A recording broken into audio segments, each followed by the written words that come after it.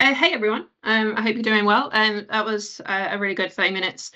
So let's transition to the Agents SDK. So I'm going to provide the frame, just like we did a few weeks ago. So and just to remind you all what the Agents SDK is, it is an open source SDK made by Microsoft. It's available in 3 languages, GA in all 3 languages, C#, Python, and JavaScript. And this SDK allows you to bring any AI and orchestrator to your agent. It allows you to build an agent. And essentially, you can kind of see here that it essentially wraps your agent with those components that you choose to bring. So you bring semantic kernel as an orchestrator, for example. You can bring Azure, you can bring OpenAI, really whatever you want. And then you can go connect that to our 1P clients like Microsoft Teams, M365 Copilot, or you can bring your own client as well. We have many customers with their own custom apps that want to go and bring their own agent to it. And really, you might be wondering, well, Sarah, then if you are not bringing the AI and orchestrator, well, what do you bring? We bring a lot of different components. And the channel adapter piece is the one that I just covered, which is really that flexibility to build once and deploy in many different areas, as well as managing the specific client behaviors. Essentially, Teams, M365 Copilot, custom web apps, websites, etc. They all act a little bit different. They all support different things. And so you're going to need to be able to manage those. We also want to be able to provide depth around client extensibility. What we'll probably do is we'll probably do another session on the client extensibility piece, because we want to allow you to start with the Agents SDK, have that breadth, but then also unlock some of the depth, the client depth that you're going to need. An example of this is like the Teams SDK, for example, like the AI library. You're going to want to start with the Agents SDK, but then go ahead and use specific client functionality, which of course is not in the Agents SDK, it's going to be in the client SDK. And this is going to be the same for other clients, of course. So we'll probably do a double click on that at some point to explain how that works together. We also have a bunch of Copilot Studio extensibility, but what we want to talk to you about today is the auth part. We actually want to go through, which is always fun and exciting and not complicated at all. And Matt's really going to go through OBO flows. He's going to make it super simple, super easy, and show you how it's done. So over to you, Matt. So what we're going to talk about today is OBO. So OBO, which is on behalf of authentication. I would probably say that most of our agents today operate in what we talk about as an on behalf of scenario. That may change in the future, but most of them need to act as the calling user. So we were talking about Copilot Studio, and what we're going to do is we're going to show you how to have an agent communicate with Copilot Studio as the user at whatever viewpoint. This is taking advantage of both the features in the Agent SDK focused around the S2S feature set, as well as the token exchange feature set, as well as the Copilot Studio client, which is part of the Agent SDK. And if we have time towards the end, we'll show you the same thing using the same technique using AI Foundry, as it works pretty much the same way back and forth. The first demo I'm going to show you as I zoom in and start working on this is going to be focused on a sample that is publicly available. You guys can go pull this and do exactly what I'm doing right now. It's available up on the Agent SDK. It's not using one of Matt's tweaked demos. This one is actually up on our GitHub site right now. So we're going to start with an agent. We have an agent here in Copilot Studio. This is one of our brain dead templates. It's just something that does basic weather through MSN Weather. Now, within this capability, we have this concept called channels. And within channels, we have a thing called native app or web app. We walk into native app, you'll see that there's this connection string here. Okay. This used to be a direct line connection string, and in some cases, you'll actually see direct line connection stuff depending on what it is you're connecting to. This connection string is for the Copilot Studio client, which is why it's tagged as an Agent SDK connection string. Now, where does this go? So what we're going to do is we're going to open up, in this case, we're going to open up over here the samples solution from the agents repo. This is out. If you go to github.com, whack Microsoft, whack agents, there'll be a samples folder. And in the samples folder, there's a .NET folder. And in the .NET folder, you will find a solution that opens up all of these samples. One of those samples is called OBO authentication, on behalf of authentication. And inside there, there's an app settings. Now, within that app settings, there's a section called Copilot Studio Agent. To use that connection URL, you put in a key called direct connect URL and drop that link in. Okay, and actually we don't need this key. Sorry, I forgot I had left that in there. In this particular sample, all you need is the direct connect URL. Now we have environment ID and schema name. And in that scenario, the environment ID and schema name are used to construct this locally. Those two values, going back over to Copilot Studio, actually are in Copilot Studio as well. You can piece it together from here, or you can go into the settings, advanced, metadata, and there's your environment ID, and there's your schema name. Okay, those are the two pieces of data that you would need to populate those two keys if you wanted to. We provide two ways to do it. You can use the environment name or schema name or the direct connect URL. Why do we provide two ways to do it? In a lot of our use cases and a lot of our scenarios, we're finding that folks are building agents that need to be able to connect to multiple Copilot Studio agents, and you don't necessarily know what that data is at development time. So you don't have all the connection information. So you can generate it and populate it in. Now, as part of the basic setup of an agent, we have to establish its service connection. The service connection is how it's communicating back to, in this case, the calling service. You're going to see me demonstrate this through 3 different clients today. That client, the particular scope that we're using changes based on the client. The Agent SDK takes care of that. In this case, this is just defining that we're mapping all service URLs to use this service connection. And again, maybe we'll do a deep dive on this at some point in the future. We can actually support multiple connections. We can actually be talking to Copilot Studio using one connection, be talking to Teams using a different connection, be talking to something else using a different connection. And that can be controlled by the service URL or the audience of the incoming request, associating it back to a connection. But for our basic purposes, this is the boilerplate mechanic. Here you're seeing me use client secret. Client secret is not required. It could be managed identity. It could be a bunch of other things. Really depends on your needs. But for my purposes, I'm using client secret because I'm running local dev. Now let's scroll up here to the top. This is where some of the magic happens, this agent application capability. This is a configuration-centric way to control the agent application experience within the development service. So an agent application can be configured to automatically sign in, or it could sign in on demand, on need, based on a handler configuration. We support an array of handlers. So in this case, I've got one that I'm just calling MCS, but let's say I've got the need to, in some cases, I'm working with GitHub or Facebook, and in other cases, I'm working with Teams, and in other cases, I'm working with some other scoped capability.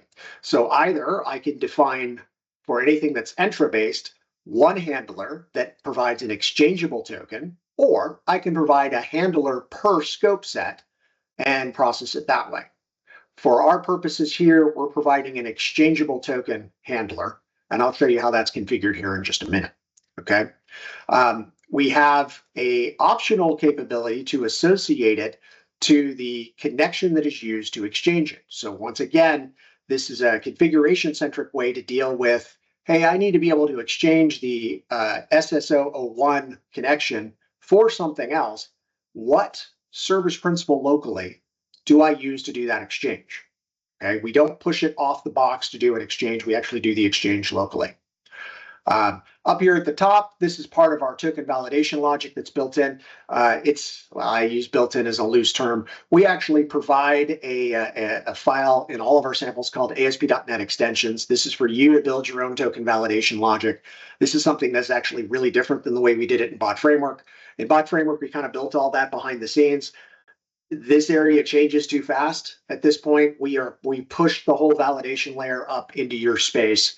And this way you can see what's going on and make changes and apply your own appropriate validation wherever without having to worry about us doing something behind your back. Okay, so that's the setup of the app config file. Let's walk into the program. Now, you're going to notice that this particular sample really only has one executing file program. This is one of those all-in-one projects, meaning we did the whole project inside one C# file. That's an answer to, yeah, this is fairly easy to put together, but it also does create a little bit of confusion and clutter when we look at the file. So I'll try to explain what's going on as you're looking through here. So as we work down from the top, we're setting up our basic console client with an HTTP endpoint. We are ingesting the application options that we just talked about. We're adding a memory storage system. This is one of our default mechanics where we add memory storage into the system. Some people have asked me in the past, why don't we make this automatic? Why do we have to put this in your face? Why do you have to see this? The answer is this is here to try to keep you guys out of mistakes, because if you deploy this agent horizontally, multiple instances, and you're using memory storage, each agent is on its own. It doesn't see any other agent. So if you switch that to blob storage or you switch that to Cosmos storage, and they all point at the same access key, then all the agents can see each other's state, and then a load balancing request can actually pick up things as we go along. Now, coming down into the builder, here we're adding the agent. Now, in this case, since we did this all in one, we actually added the agent, instantiated the agent, set up the Copilot Studio client inline, and wired up all the messages handlers, but also put the implementation of the message handlers straight into the on agent implementation. So for those of you that enjoy, having it all in one file and not having to run around to look in various places, this sample is for you. So here in our on activity, what we're saying is that for any activity that comes into the system, we check to see if we have a previous conversation ID, i.e. we've been talking to an MCS agent. If not, we go get our Copilot Studio client, which we defined right here. Okay. And then if we do not have a conversation ID, we initiate the conversation ID and start the conversation. We send the initial activity and send the response back. If we do have the conversation ID, we go into the conversation loop where we're now communicating with the Copilot Studio agent and watching the traffic come back and feeding that traffic back out to the caller. Now, in this case, you're seeing we're just passing the text back. We can pass the whole activity back if the upstream system can handle that. If the upstream system can't handle that, of course, you need to either pare the activity down to what it can deal with or just send text. Now, this last little piece here, this auto sign-in handler, MCS, what that is telling the system is that when the on activity method is invoked, this handler is picked. That means that the system must resolve the MCS authentication handler before it invokes your code. Those of you that have been with us through Bot Framework also know that in the past, we used to have you stand up a dialog and run through this dialog authentication process that you had to deal with managing the state through potentially a horizontally scaled deployment. We've taken that out, and at the end of the day, this is all wrapped behind this auth mechanic now. We manage that sequencing and that flow. This correlates back over here to our app settings to this. This is the actual handler entry that's being referenced. So in order to invoke that implementation, the Azure Bot SSO1 authentication handler must be resolved before we go in. Okay. Now, where do we get the user token? I've talked a lot about that, about how we're navigating around. But where does the user token come from? If we come back here to the Copilot Studio client, the Copilot Studio client exposes the token provider function. This is where you go get the access token. It's one of the ways that we do that. And in this case, we have a method here that is called return user authorization exchange token async. We're passing in the handler and the scopes we want. So for this particular agent, what scope do we need? In the case of the Copilot Studio client, we have the ability to automatically generate scopes based on the settings that are passed into it. Okay, and that in turn tells us what scope that we need. So I'm going to go ahead and put a breakpoint right here. I'm going to start this client up. And the first thing we're going to do is we're going to do this through, let's start with Teams. Okay. And I'm going to say, hi there. Now, as you can see, I received my traffic. Traffic will come in and my breakpoint will stop here. So at this point, I am, if I were to say grab that, and I were to do a quick watch on this, and I were to do a get turn token async for context, and that's it, get result. Okay, so I just in chat, just sitting here and invoked the get token command, which Teams SSO'd me in, and I can see that I have got a token with an audience of the exchanger, which in this case is the API endpoint, and it's for me. Oops, sorry, it's for me, and it has the default scope, which I'd configured. Okay, but this isn't what I need. What I actually need is this scope, Power Platform default scope. Okay, so we walk through this exchanger. We're going to go ahead and just highlight all of that and quick watch that. And dot result. Oh, sorry, I can't do that. I'm in the middle of an invocation. Let's step over it. There we go. And there's the result we got back. Let's look at our token. And I've now exchanged that token for api.powerplatform.com. And I've got my name again. And I also have for my scope, SCP, my Copilot Studio invoke scope. Okay, so I'm going to go ahead and hit continue and run on. So Copilot Studio is now doing its thing, and there is the response that we got from Copilot Studio, which in this case, again, popping back to our Copilot Studio experience. Close that. And it is the same text. Sorry to interrupt, Matt. Can you just zoom into MCS? There we go.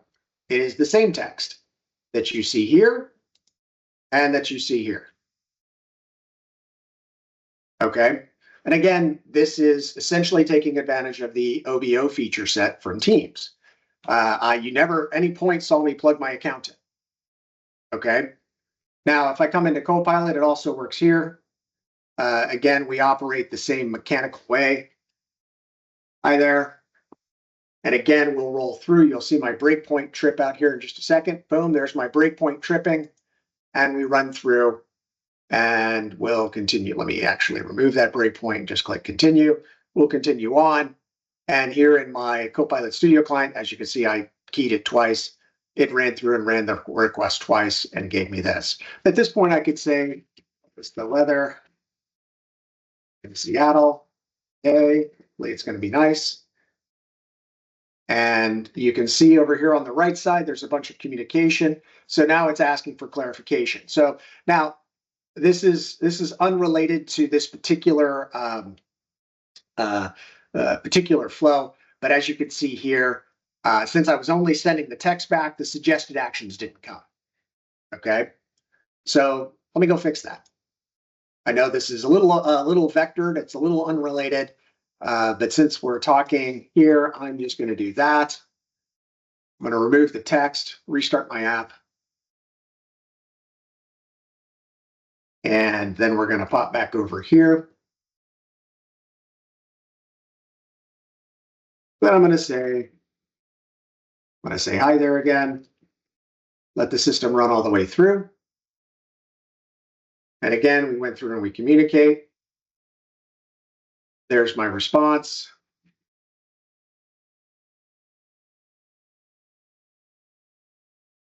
And it should process. There's our request. Oh, didn't like something there. Yeah, so it doesn't like the suggested actions on that experience, but let's do here.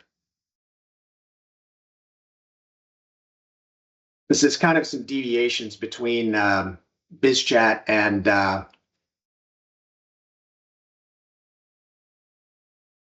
oops, that's definitely not a right name. Let's see what it says to that. Invalid activity ID. So it doesn't like, Teams doesn't like the response that I'm sending back. We need to do some parsing on that message to get it back there. Anyway, that generally gives you the flow back. Suggested actions do work when we do send them back. They just have to be in the right format for some processing. So that is OBO talking to Copilot Studio. Let's change gears and let's go talk to AI Foundry. So this demo is also up on GitHub. It's not on our GitHub. This one is on David's GitHub, which we can link to you guys. We helped him build this. And it is organized very much the same way. It's just a little bit cleaner, at least from my point of view, in that what we have done here is we have tightened up the request here. We just have we're using semantic kernel because in this case, we're communicating with AI Foundry. We add our agent application. We add our agent. So in this case, we're just adding in the agent. We add our memory storage in. There it goes. The rest of it is put together pretty much the same way. If we go to app settings, we can see in this case, we've got two, one with AI Foundry and one with SSO Foundry.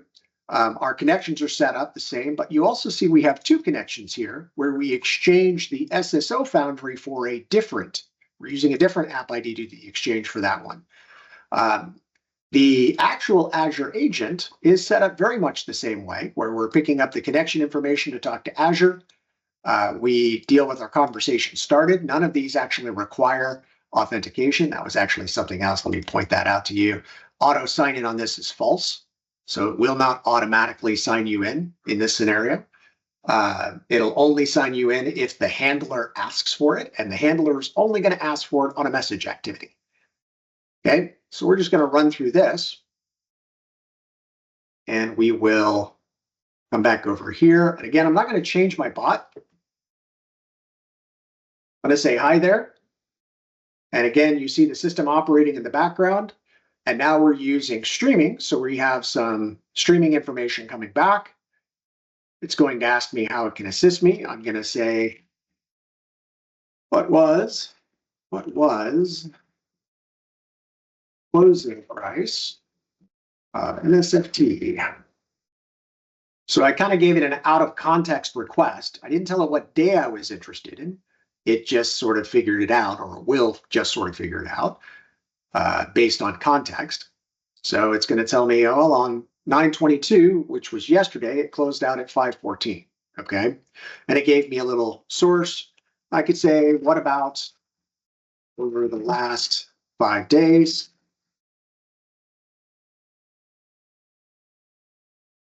And again, you're going to see the interaction give me back the closing price over the last couple of days. Now, again, we can keep, we not only can keep user authorization or organize it this way for user authorization, we can also keep context separate, which means that if Sarah were to log in to this experience right now and start typing, we would use her account and not my account. Okay. We also keep the conversation specific between different callers. So this is the stock price of Apple. So again, now I'm asking it a different question on a different channel, and the interaction is flowing back and forth. We'll give it just a moment here. It's flagging stock traders down. There he goes. And there's our interaction there. And I could say, what was the stock price? What about the last, let's see, what about last 3 days? Not 5, last 3. So now again, we're keeping the authentication and the identity separate. So how do we do that? Okay.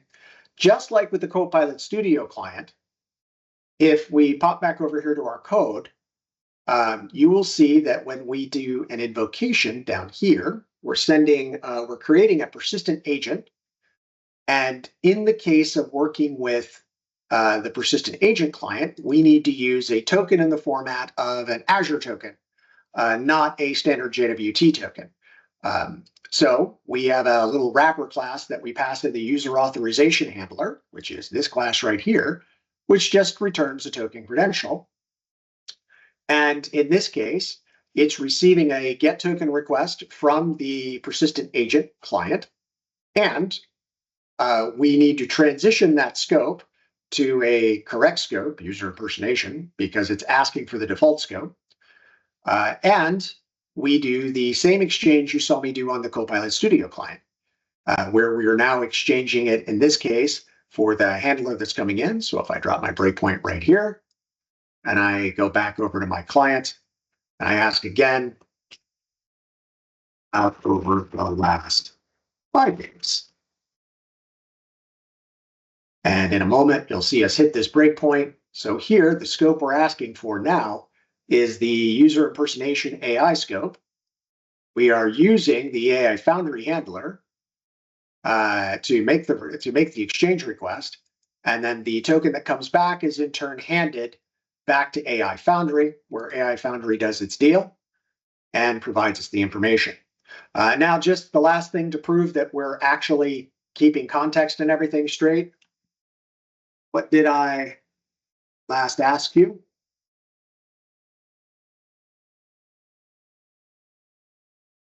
Most agents can do this, by the way. As you can see, it even parroted back my terrible spelling. And in this case, it said, oh, well, in this channel, you were talking to me about Microsoft.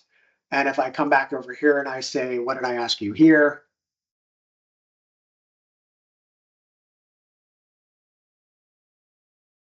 And here, you'll see it's going to say that, oh, you were just talking to me about Apple. Okay, so again, we're keeping things straight. And again, we do this with the identity. So how does this actually look going upstream? So let's go ahead and stop this.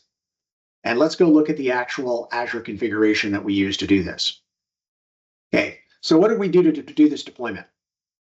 So first, we have our Azure bot servers. And as you can see, I was testing here.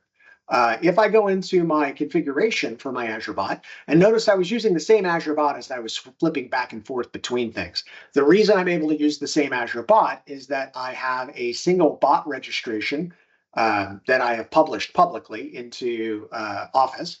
And I am simply reporting the messaging endpoint. And as long as my clients can speak to this app, can handle traffic from that app identity, that service principal, I can communicate with this agent. So I can separate the needs of my front ends, which in this case are my Office front ends or my web chat front ends, from my actual implementation and reuse the same deployment as needed to test various scenarios.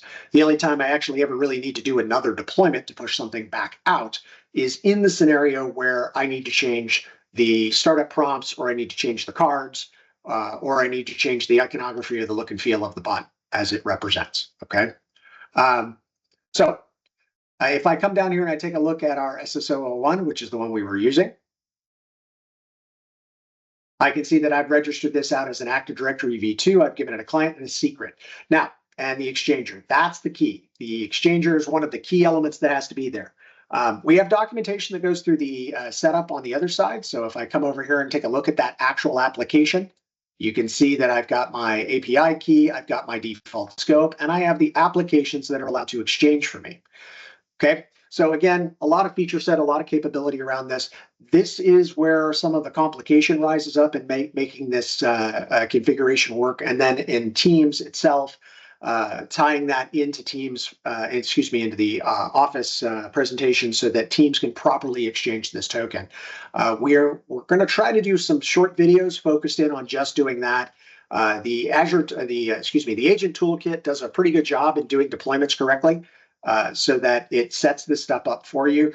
That when you do run into a problem, it typically is something that you have to dig at to understand. So I think we're going to end up doing a couple of short videos to kind of take the whole system apart, not the code, but the configuration apart, to try to give you guys more of a step-by-step of how it's actually put together, and how Microsoft is doing this token exchange, so that when you come to troubleshooting it for your customer, you can figure out how to do this without going, it's a black box, I don't know. Because there are some pieces that are a little bit of a black box.